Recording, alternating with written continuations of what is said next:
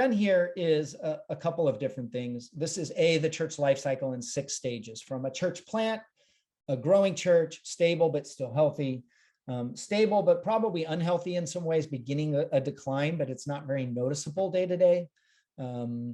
Challenged, which is starting to hit a fairly steep decline, and then a church that really is closing its doors and looking to replant. So when it comes to transitions, I've highlighted this upper section of the bell curve in beige or gray. And that's because church plants typically don't have in their first year or so leadership transitions, and replants are pretty much closing their door. Part of the reason why they're considering shutting their doors down and gifting their assets to a church plant or another ministry is because they don't see a future in a restart.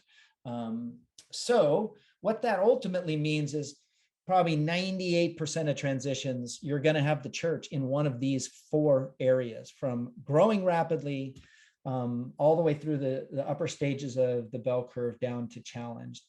And what's important here, as you're discerning, again, we're still in this assessment phase of outside looking in.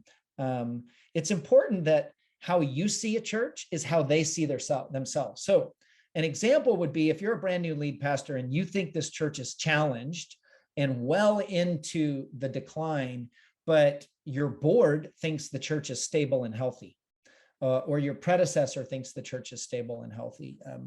If they think they're stable and healthy and you think they're challenged, you guys are not going to be on the same page when it comes to 2 things.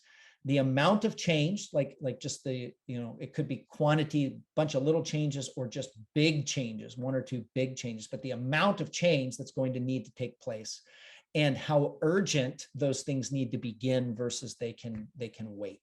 And so that's an important thing to be on the same page with a church.